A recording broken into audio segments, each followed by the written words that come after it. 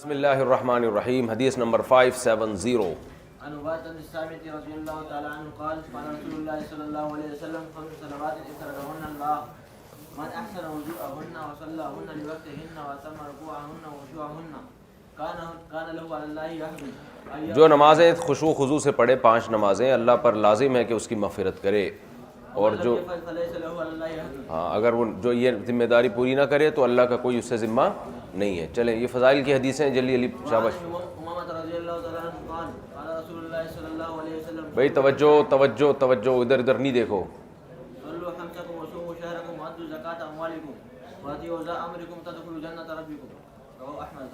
آسان ہے حدیث، ٹھیک ہے نا. یہ ارکان پورے کرو اسلام کے، جنت میں داخل ہوگے. عن عمرو بن شعیب عن ابیہ عن جدہ. اولاد کو حکم دو نماز کا جب وہ 7 سال کے ہوں اس وقت حکم دو ان کو، اور پھر ان کو مارو جب وہ 10 سال کے ہوں، پھر بھی نماز نہ پڑھیں. یہ نہیں کہ جیسی 10 سال کے ہوں مار کوٹ چترول شروع کر دو ان کو. اگر وہ 10 سال کے ہونے کے بعد بھی نماز نہ پڑھیں تو مارو، لیکن مارنے میں یہ نہیں ہے کہ بے تحاشا مارا پیٹا جائے. مارنے کے بھی آداب دوسری احادیث میں ملتے ہیں.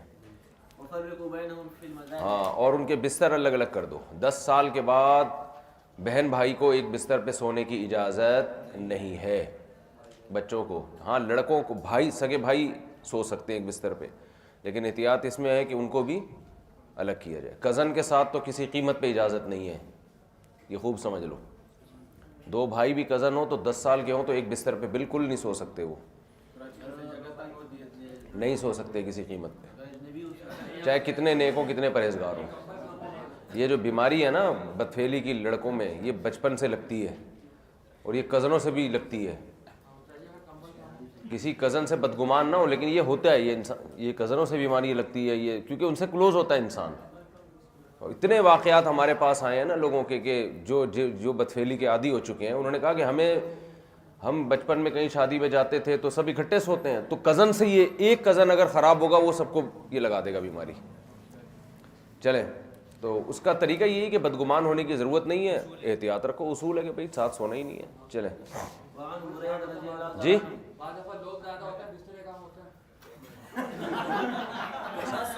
چلو آگے. نہیں پھر بھی نہیں سو کوئی اور. یہ باپ کی ذمہ داری ہے، ماں کی ذمہ داری ہے، وہ انتظام کرے. یہ تو بہت خطرناک ہے، بہت خطرناک ہے. نہیں کچھ کوئی صورت. چلیں آگے چلیں بھائی. وعن بريدة رضي الله تعالى عنه قال قال رسول الله صلى الله عليه وسلم العهد الذي بيننا وبينهم الصلاة فمن تركها فقد كفر. نبی صلی اللہ علیہ وسلم نے فرمایا ہمارے اور مشرکین کے درمیان جو عہد ہے وہ نماز کا ہے، تو جس نے نماز چھوڑ دی وہ کافر ہو گیا. یہ وہی حدیث ہے جو امام احمد بن حنبل کا مستدل ہے. چلیں جی. اچھا، وہ جو حدیث میں نے بتایا تھا نا عبداللہ بن مسعود کی ہے کہ جو ہم نماز کے علاوہ کسی کو کفر نہیں سمجھتے تھے، وہ عبداللہ بن شقیق کی ہے. چلیں.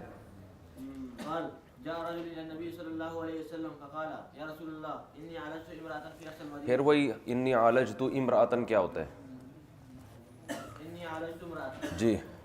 في أقصى المدينة وإني أسرت منها ما دون أن أمسها فأنا هذا فاقذف في ما شئت. جی. فقال له عمر. عبداللہ بن مسعود فرماتے ہیں ایک شخص نبی کے پاس آیا، عرض کیا یا رسول اللہ عالجت امرأۃ، میں نے ایک عورت سے لذت حاصل کی ہے، یعنی ناجائز اس سے تعلق رکھا ہے. فی اقصى المدینہ، مدینہ کے کنارے پر. وإنی أصبت منها ما دون أن أمسها، امسا یہ جمع سے کنایا ہے، میں نے جمع نہیں کیا، باقی جو بھی ناجائز تھا وہ میں نے سب کیا. فأنا هذا، پس میں یہ آپ کے سامنے ہوں، جو بھی سزا ہے میں لینے کے لیے تیار ہوں، جو بھی سزا بنتی ہے. فقضی فی ما شئت، میرے بارے میں جو چاہیں آپ فیصلہ کریں.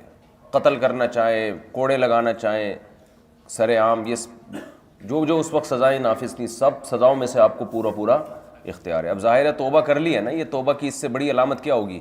تو ایسے موقع پہ میں نے بتایا تھا نا کہ گناہ پہ پردہ بھی ڈالنا چاہیے جب توبہ ہو گئی ہے، اور پھر ان کو حوصلہ بھی دلانا چاہیے. تو وہی نبی صلی اللہ علیہ وسلم نے کیا آگے. فقال له عمر لقد سترك الله لو سترت على نفسك، حضرت عمر نے فرمایا اللہ نے تمہارے برائی کو چھپایا تو تمہیں بھی چاہیے تھا کہ اپنے جرم پہ پردہ ڈالتے. قال ولم يرد النبی علیہ شیء، نبی صلی اللہ علیہ وسلم نے کچھ نہیں فرمایا. وقام الرجل، بندہ کھڑا ہو گیا. فانطلق، نبی نکلے. فاتبعه النبی، نہیں وہ بندہ کھڑے ہو کر چلا گیا. نبی صلی اللہ علیہ وسلم نے اس کے پیچھے بندے کو بھیجا. فدعاه، وہ اس کو بلا کے لایا. وطلع علیہ هذه الآیہ، پھر آپ نے یہ آیت تلاوت کی. واقم الصلاة طرفی النہار وزلفا من اللیل، نمازوں کو قائم کرو دن کے حصوں میں اور رات کے حصوں میں. ان الحسنات یذہبن السیئات، بے شک نیکیاں برائیوں کو کھا جاتی ہیں. ذالک ذکریٰ للذاکرین، یہ نصیحت کرنے والوں کے لیے نصیحت ہے. فقال الرجل من القوم، وہ بندہ خوش ہو گیا، کہنے لگا یا نبی اللہ ھذا لہو، کسی اور بندے نے پوچھا یا رسول اللہ، یہ صرف اس کے بارے میں یہ آیت کہ انہوں نے جو جرم کیا ہے تو نیکیاں اس جرم کو کھا جائیں گی؟ تو آپ نے فرمایا نہ، بل للناس کافہ، بلکہ تمام لوگوں کے لیے یہ. تو یہ نمازیں گناہوں کو معاف کر دیتی ہیں. تو ظاہر ہے اس کا یہ مطلب نہیں ہے کہ یہ کرنا چاہیے پھر 5 وقت نماز پڑھ لو. مطلب یہ ہے کہ وہ توبہ جو تھی وہ تو شرط پوری ہو گئی نا، اپنے آپ کو سزا دینے کے لیے تیار ہے، تو ان لوگوں کے لیے. چلیں. وعن ابي ذر رضي الله تعالى عنه ان النبي صلى الله عليه وسلم خرج زمن الشتاء والورق يتخافت فاخذ بغصنين من شجره قال فجعل ذلك الورق يتخافت قال يا ابا ذر قلت لبيك يا رسول الله قال ان العبد المسلم يصلي صلاه يريد بها وجه الله فتخافت عنه ذنوبه كما تخافت هذا الورق عن هذه الشجره. آج ہمارے سبق میں یہ 9 مسلم ہندو بھی ہیں ماشاءاللہ، یہ نوجوان لڑکے نے بڑی قربانی دی ہے، یہ بھی ہمارے سبق میں بیٹھے ہوئے ہیں. آپ کو جب چاہو آ جایا کرو، ٹھیک ہے نا، بیٹھ جایا کرو سبق میں. تو یہ بیچارہ بہت زیادہ گھر کی طرف سے ٹینشن میں. تو دیکھو یہ جو علوم نبوت ہے نا، دلیل نبوت ہے. نبی صلی اللہ علیہ وسلم بات کو کیسے مثالوں سے سمجھایا کرتے تھے. بالکل فطری طریقہ ہے نبی کی تعلیم کا. ایسا نہیں ہے کہ بیٹھے ایک جگہ اور ساری زندگی آپ ایک درس دیتے رہے.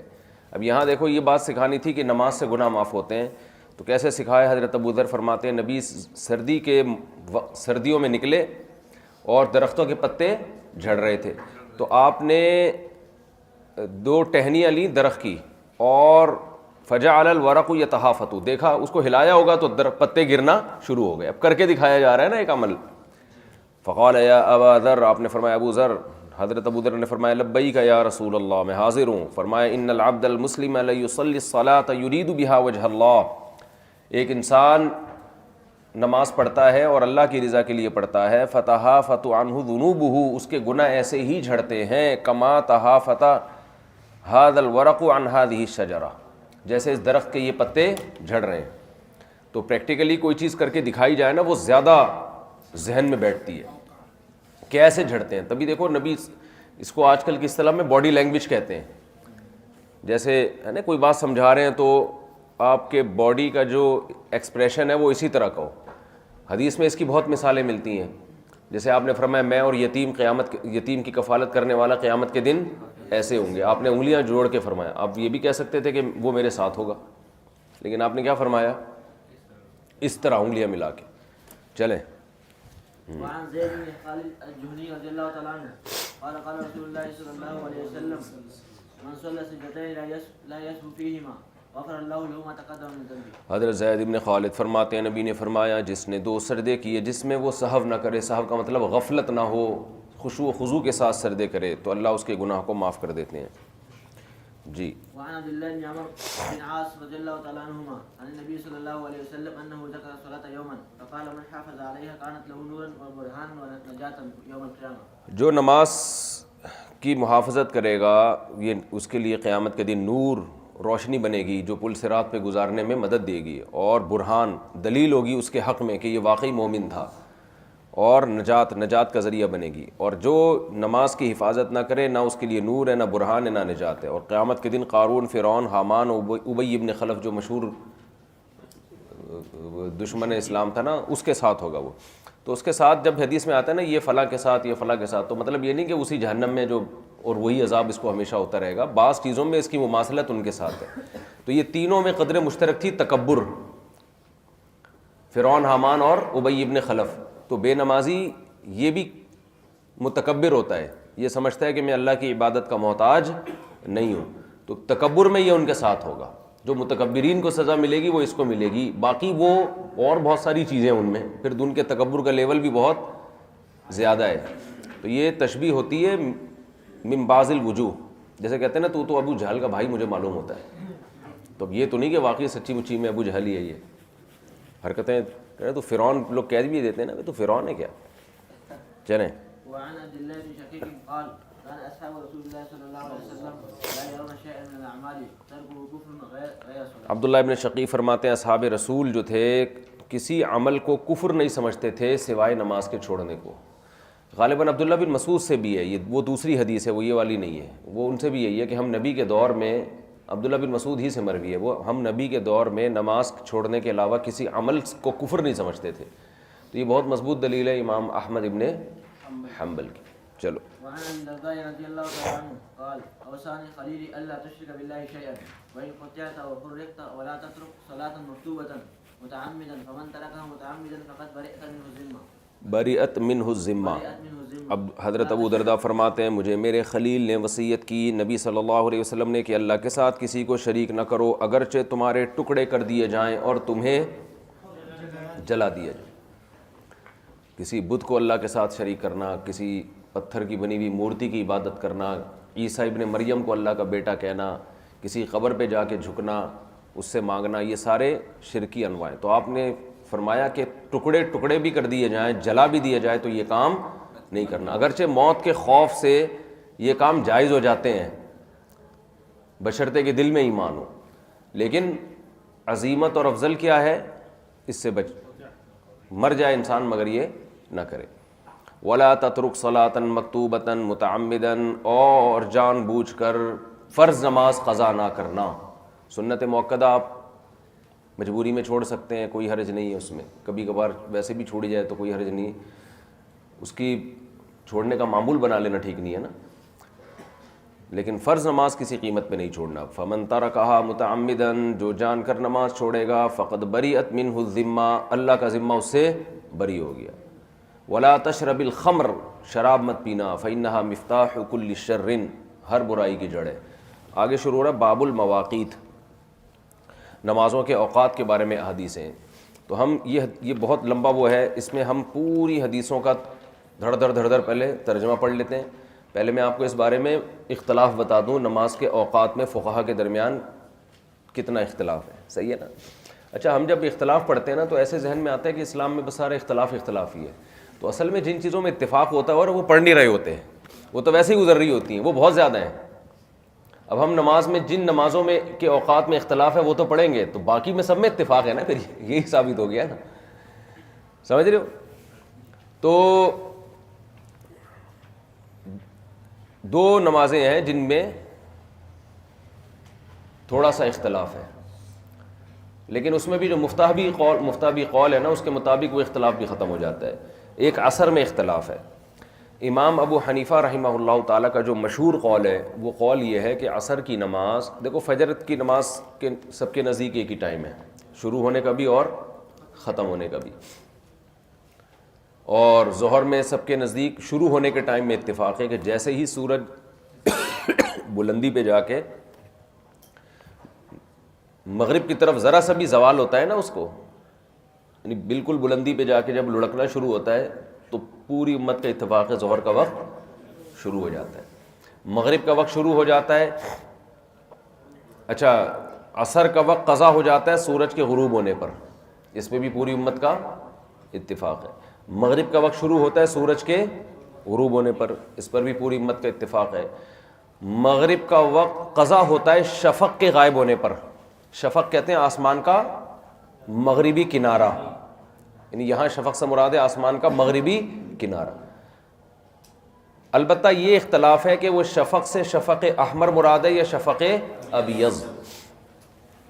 پہلے سرخی دور ہوتی ہے، جب سورج غروب ہوتا ہے نا تو ایک سرخی سی ہوتی ہے مغرب کی طرف، تو پہلے وہ سرخی دور ہوتی ہے.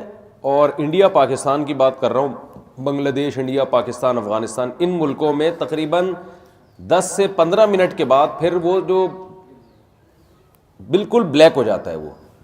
تو امام ابو حنیفہ کے نزدیک جب مغربی کنارہ بالکل سیاہ ہو جائے، جس کو ہم یہ کہتے ہیں شفق ابیض غائب ہو گیا. اصل میں یہ ابیض سے سفید کو کہتے ہیں نا. ہوتا یہ ہے کہ طلبہ جا کے مغرب میں دیکھ رہے ہوتے ہیں سفید تو ہے ہی نہیں کچھ یہاں پہ، تو یہ تو ڈائریکٹ کالا ہو رہا ہے. تو سفید کا مطلب یہ ہے کہ روشنی بالکل ختم ہو جائے. تو امام ابو حنیفہ کے نزدیک اس وقت عشاء کا وقت شروع ہوتا ہے اور مغرب کا وقت ختم ہوتا ہے. جبکہ جمہور کے نزدیک اس سفیدی کا بالکل غائب ہونا ضروری نہیں ہے، بلکہ سرخی، جو سورج کی سرخی ہوتی ہے نا جب سورج غروب ہوتا ہے، تو سرخ پٹی جب غائب ہو جائے گی تو مغرب کا وقت ختم اور عشاء کا وقت شروع. اور دونوں وقتوں میں تقریباً 10 سے 15 منٹ کا فرق ہوتا ہے. سمجھتے ہو؟ تو عشاء کا وقت یہاں شروع ہو جاتا ہے پھر، اور پھر عشاء کا وقت ختم ہوتا ہے صبح صادق کے وقت. اس میں بھی پوری امت کا اتفاق ہے. ٹھیک ہے نا. اب اس میں افضل وقت میں اختلاف ہے اور عصر کے اور مغرب کے وقت میں اختلاف ہے. وہ میں آپ کو بتاتا ہوں. عصر میں امام ابو حنیفہ کا جو مشہور قول ہے وہ قول یہ ہے کہ عصر کی نماز کا وقت شروع ہوتا ہے اذا صار ظل کل شیء مثلیہ، جب ہر چیز کا سایہ دو مثل ہو جائے. سمجھتے ہو؟ جب ہر چیز کا سایہ دو مثل کا مطلب ہوتا ہے یہ قلم اگر 6 انچ کا ہے فار ایگزامپل، آپ نے جب اس کو ایسے سیدھا کھڑا کیا تو اس کا جو سایہ بن رہا ہو وہ 12 انچ کا بن رہا ہو. اتنا سورج مغرب کی طرف غروب ہو چکا ہو. بتا رہا ہوں نا، میں بتا رہا ہوں. تو دو مثل جب سایہ ہوگا تو عصر کا وقت شروع اور ظہر کا وقت ختم. جمہور کے نزدیک، جس میں امام ابو حنیفہ کے دونوں شاگرد امام ابو یوسف اور امام محمد بھی داخل ہیں، اور باقی تینوں ائمہ امام مالک، امام شافعی اور امام احمد ابن حنبل رحمہم اللہ، ان سب کے نزدیک ظہر کا وقت ختم ہوتا ہے جب ہر چیز کا سایہ ایک مثل ہو جائے. صحیح ہے نا. تو جیسے ہی ایک مثل ہوگا تو ظہر ختم اور عصر کا وقت شروع. سمجھتے ہو؟ اور رہتا کب تک ہے؟ غروب آفتاب تک. البتہ عصر میں اتنی تاخیر کرنا کہ سورج کی چمک ختم ہو جائے، جو بالکل غروب ہونے کے قریب ہوتا ہے نا، ایک نیزے تک آتا ہے، جو اس پہ آنکھیں ٹکانا بہت آسان ہو جائے، تو اتنی تاخیر عصر میں سب کے نزدیک ناجائز ہے. سمجھتے ہو کہ نہیں سمجھتے؟ امام حنیفہ کے نزدیک بھی، تینوں ائمہ کے نزدیک بھی اتنی تاخیر بہرحال حرام ہے. البتہ وقت ختم نہیں ہوتا، ختم جب تک غروب نہیں ہوگا اس وقت تک نہیں ہوگا، لیکن اتنی تاخیر جائز نہیں ہے. کسی نے اتنی تاخیر کر لی تو وہ قضا نہیں ہوگی، نماز ہوگی ادا، مگر تاخیر کا شدید گناہ ہوگا. سمجھتے ہو؟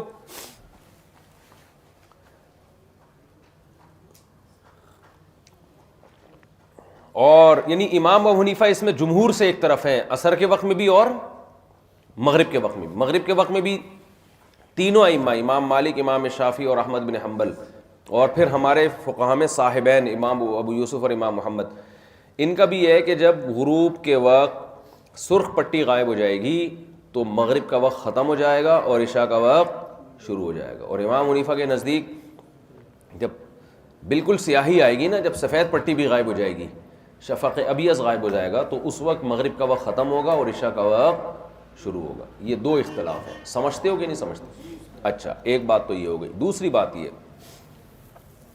کہ یہ جو ہم نے کہا کہ جب ہر چیز کا سایہ ایک مثل ہو جائے اور تو ظہر کا وقت ختم اور عصر کا شروع، اور امام حنیفہ کے نزدیک دو مثل ہو جائے، تو یہاں مثل سے مراد زوال کے سائے کے علاوہ والا سایہ ہے. فیء زوال کے علاوہ. فیء زوال کا مطلب کیا ہوتا ہے؟ خوب سمجھیں اس کو. دیکھو، جب سورج بالکل بلندی پہ پہنچتا ہے نا بھائی، مشرق سے سورج نکلتے نکلتے نکلتے نکلتے بالکل ہائٹ پہ آیا، اب ہائٹ پہ آنے کے بعد پھر جھکنا شروع. تو جب بالکل سورج بلندی پہ پہنچتا ہے تو ہر چیز کا سایہ زیرو ہونا چاہیے نا، لیکن زیرو ہوتا نہیں ہے. زیرو صرف خط استوا پر ہوگا. ایکویٹر جو ہے نا، ان ملکوں میں جو بالکل زمین کے بھائی ادھر ہوں گے نا، سورج ان کے بالکل سر پہ ہوگا، ورنہ سورج دائیں بائیں سے جاتا ہے. سردیوں میں تو اور تھوڑا کنارے سے کنی کترا کے نکل رہا ہوتا ہے، اور گرمیوں میں تھوڑا سا اوپر سے جاتا ہے. لیکن کچھ نہ کچھ سایہ اس وقت ہوتا ہے. تو وہ سایہ نکال کے، ہر چیز کا سایہ ایک مثل یا دو مثل ہو. مطلب یہ کہ یہ پین ہے نا، جب سورج بالکل کھوپڑی پہ آ گیا تو یہ 6 انچ کا فرض کرو یہ قلم ہے، تو جب یہ سورج بالکل کھوپڑی پہ آیا تو یہ دیکھو جب مشرق سے نکلے گا تو یہ سایہ اس کا سمٹتے سمٹتے سمٹتے کم ہوتا چلا جائے گا نا. تو ایک وقت آئے گا کہ ہو سکتا ہے یہ سایہ صرف 1 انچ کا رہ جائے، اس کا سایہ جب سورج بالکل بلندی پر آئے. تو جب پھر دوبارہ یہ سورج ڈھلکے گا اور اس کا سایہ دوبارہ بڑا ہونا شروع ہوگا تو 6 انچ تو اس کا اپنا سایہ ہے اور 1 انچ زوال والا، یعنی ٹوٹل جب 7 انچ اس کا سایہ ہوگا تو ہم کہیں گے ہر چیز کا سایہ ایک مثل ہو گیا ہے. پھر ظہر کا وقت شروع ہوگا. سمجھتے نہیں ہو بات کو؟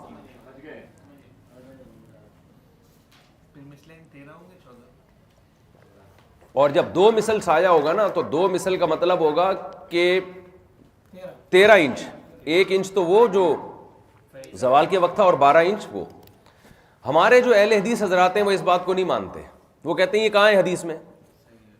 حدیث میں تو یہ آتا ہے جب ہر چیز کا سایہ ایک مثل ہو گیا تو ظہر، جب 1 مثل سے زیادہ ہو گیا تو یعنی ہر چیز کا سایہ جب 1 مثل ہو گیا تو عصر کا وقت، اس سے پہلے پہلے ظہر کا وقت. تو یہ جو تم لوگوں نے فقہا نے ایک پخ لگا دی ہے زوال کے سائے کے علاوہ، یہ خامخواہ کی ایک فقہا نے ایویں ایک حدیث پہ زیادتی کی ہے.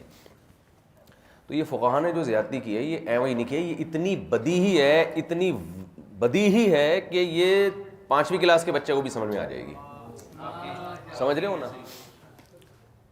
پہلے تو میں اس کی عقلی دلیل قرآن سے دلیل لیتا ہوں. قرآن کہہ رہا ہے اقیم الصلاۃ لدلوک الشمس، سورج کے ڈھلکنے کی وجہ سے نمازیں قائم کرو. تو نمازوں کے اوقات میں اس سائے میں دخل ہوگا جو سورج کے ڈھلکنے کی وجہ سے پیدا ہو رہا ہے. جو سایہ سورج کے ڈھلکنے کی وجہ سے پیدا نہیں ہو رہا وہ تو اس کا اوریجنل سایہ ہے جو ہمیشہ رہے گا. اس سائے کا نمازوں کے اوقات کی تبدیلی میں کوئی دخل نہیں ہے.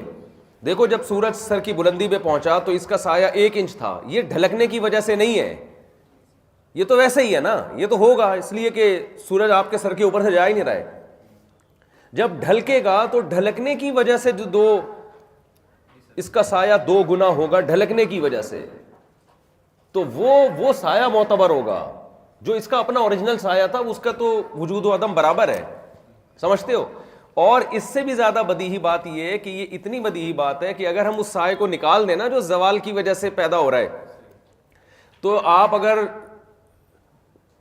ایسے علاقوں میں جاؤ نا جو جن میں دن زیادہ چھوٹے ہوتے ہیں سردیوں میں، تو وہ ہر چیز کا سایہ جو ہے نا زوال کے وقت ہی 2 مثل ہو جائے گا. بھائی آپ جتنا زمین کے مرکز سے دور جاؤ گے وہ سائے زوال والا سایہ لمبا ہوتا چلا جائے گا. تو اس میں تو ایسا بھی ہوگا کہ ابھی جیسے سورج بلندی پہ پہنچا ہے، سورج پہنچا بلندی پہ، تو یہ 6 انچ کی چیز ہے نا، بلندی پہ اس کا سایہ کتنا ہوگا؟ 6 انچ ہوگا. تو 1 مثل تو زوال کے وقت ہی ہو گیا، اس کا مطلب ظہر کا وقت داخل ہوتے ہی ختم ہو گیا. تو یہ بدیہی ہے، صحیح ہے نا؟ یہ سائے تو ہر جگہ ہی ہوتے ہیں، یہ سوائے ان ملکوں میں نہیں ہوں گے جو بالکل زمین کے مرکز پہ ہوں. سمجھتے ہو؟ تو یہ تو پھر آپ جاؤ نا لاہور میں، وزیر آباد وغیرہ میں، میں نے دیکھا ہے وہاں تو اتنی جلدی 2 مثل ہو جاتا ہے. وہ تو یعنی ابھی سورج سر پہ ہوتا ہے اور آپ کو لگتا ہے کہ 1 مثل سایہ ہو گیا ہے وہاں پہ، کیونکہ وہ تھوڑا اور زیادہ شمال کی طرف ہے نا. پنجاب جو ہے شمال کی طرف زیادہ ہے، کراچی میں تو پھر بھی تھوڑا سا دن نہیں سورج نہیں جاتا، اس کے تو حکام ہی الگ ہے نا. ایسی باتیں کر رہے ہیں، جب بھی اشکال لے کر آئے گا نا مارکیٹ میں ایسی چیز لائے گا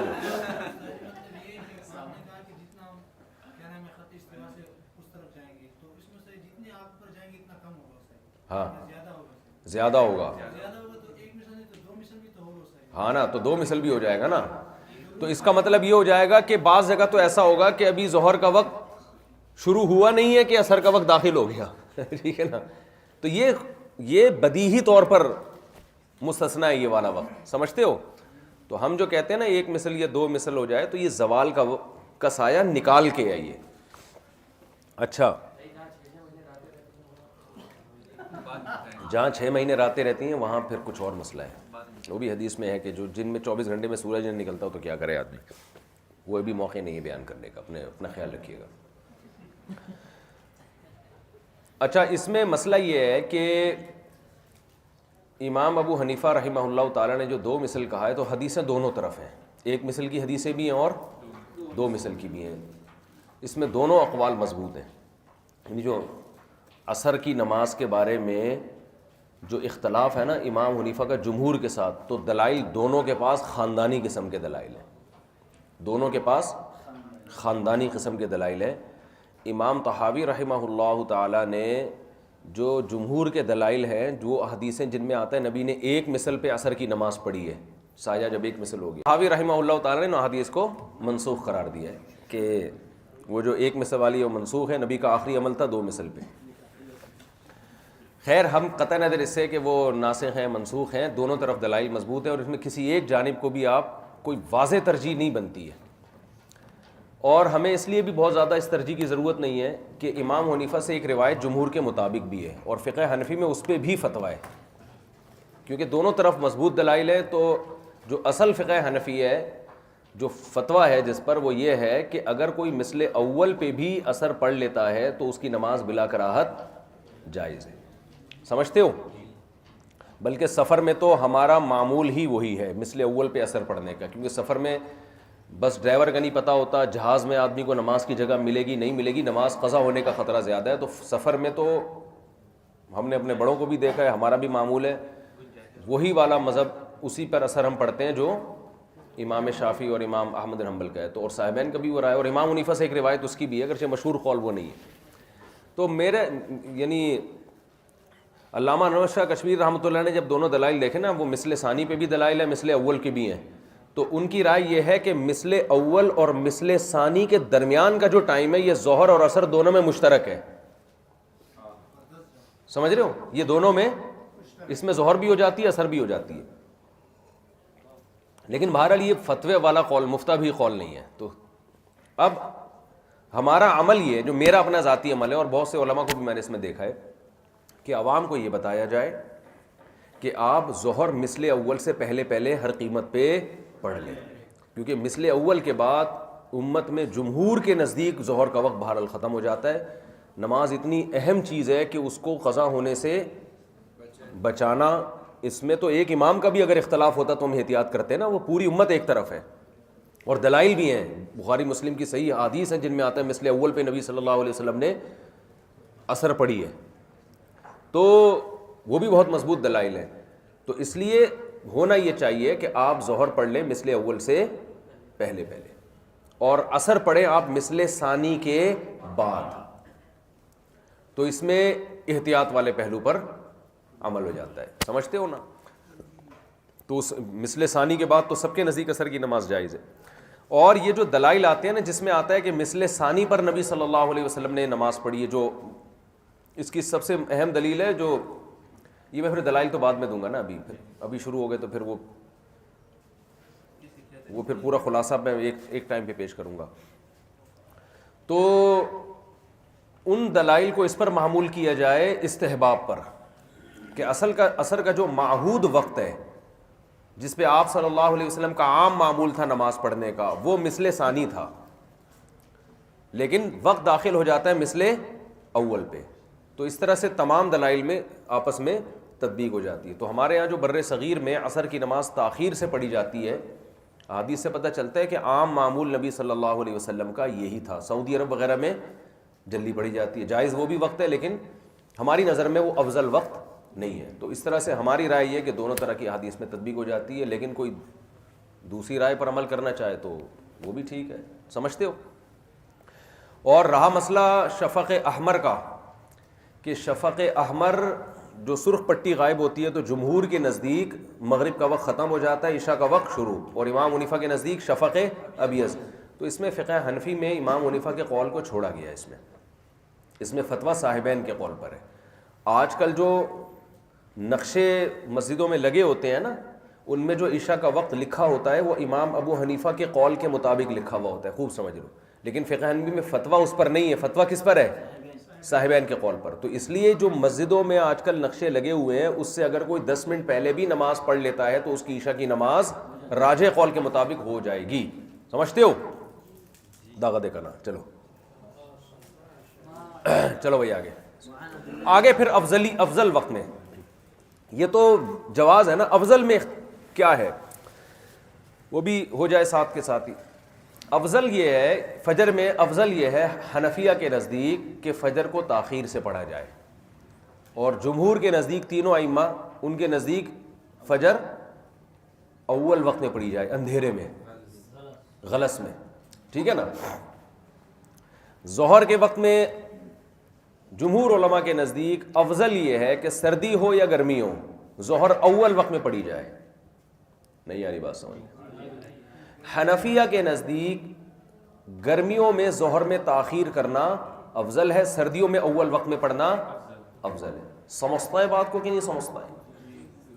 مغرب میں عصر میں تو وہی ہے مثل ثانی کہ اس وقت تک مؤخر کرنا افضل بہرحال ہے، اور جمہور علماء کے نزدیک اول وقت میں پڑھنا افضل ہے۔ اور مغرب میں تمام فقہاء کا اتفاق ہے کہ تعجیل افضل ہے، بلکہ تاخیر بہت سے فقہاء کے نزدیک جائز ہی نہیں ہے، اور حدیث سے اس کی کراہت ثابت ہے کہ مغرب میں تاخیر ٹھیک نہیں ہے۔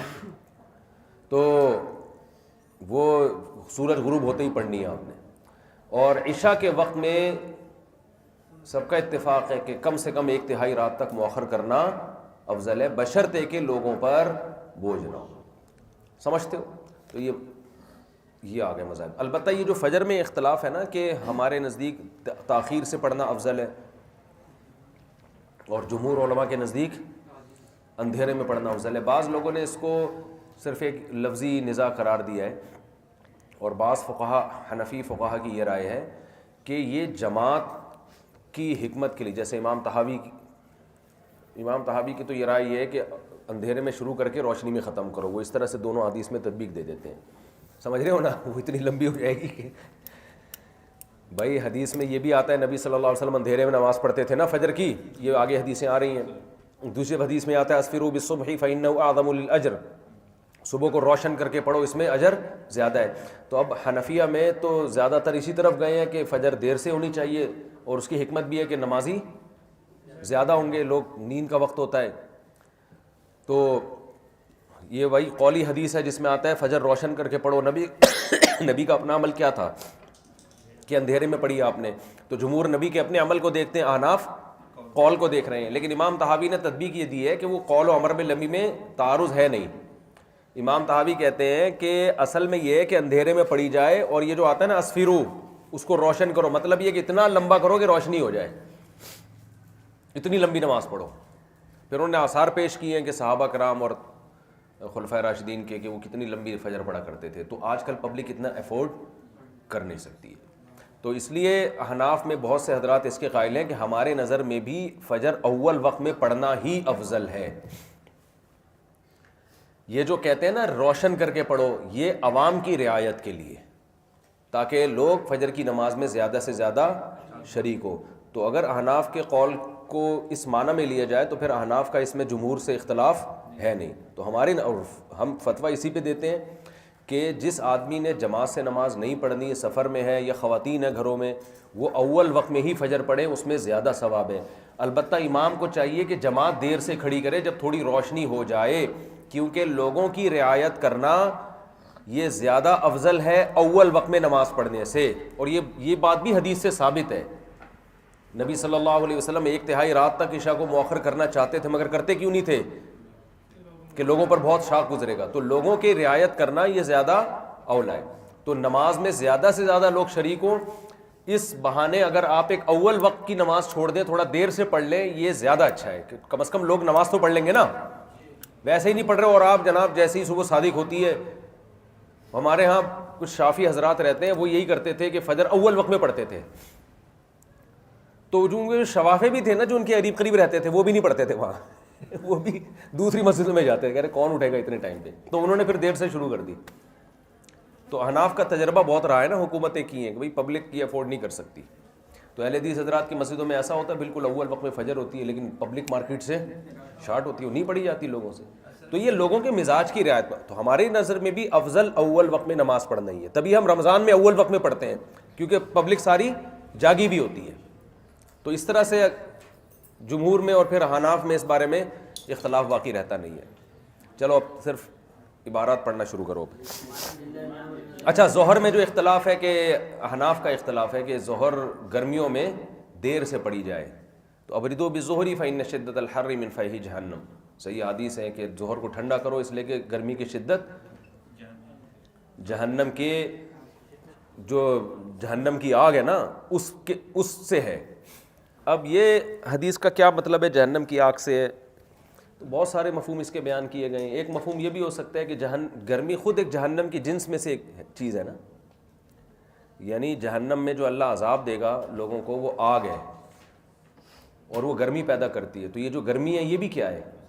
آگ ہی ہے نا، تو دونوں ایک دوسرے کی جنس میں سے ہیں۔ تو اس سے پتہ چلتا ہے کہ گرمی کی شدت کوئی پسندیدہ چیز نہیں ہے، پسندیدہ چیز ہوتی تو جہنم میں تھوڑی ہوتی، پھر یہ تو اللہ کے ایک قہر اور غضب کا ایک اظہار ہے۔ تو نبی نے فرمایا کہ ظہر کو ٹھنڈا کرو، تاکہ اس لیے کہ یہ شدت یہ فیح جہنم میں سے ہے، تو یہ پسندیدہ چیز نہیں ہے۔ تو یہ اس حدیث کی بیس پہ گرمیوں میں احناف کے ہاں ظہر میں تاخیر کرنا افضل ہے۔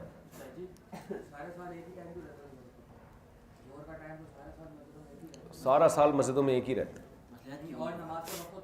ہونا یہ چاہیے کہ گرمیوں میں سردیوں میں ظہر کا وقت جلدی ہو اور گرمیوں میں ٹائم مسجدوں میں چینج ہونا چاہیے، لیکن ہوتا نہیں ہے، غلط ہوتا ہے۔ بھائی اتنی بھی مسئلہ نہیں، عوام کو کیا ہے جو 1:30 بجے پڑھنا ہے وہ۔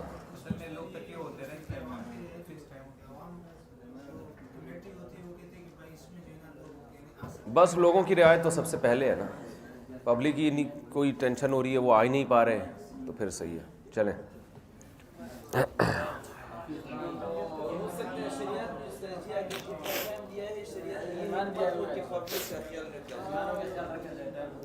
امام طحاوی رحمہ اللہ نے یہ لکھا ہے کہ یہ جو حدیث میں آتا ہے نا کہ ظہر تاخیر سے پڑھو، تو اس میں جو آتا ہے کہ گرمی کی وجہ سے، تو یہ گرمی یہ حکمت کے طور پر ہے، علت نہیں ہے۔ گرمی نہ بھی ہو تو بھی گرمیوں میں ظہر تاخیر سے پڑھنا افضل ہے، سمجھتے ہو؟ اس پہ انہوں نے روایت بھی لے کر آئے ہیں۔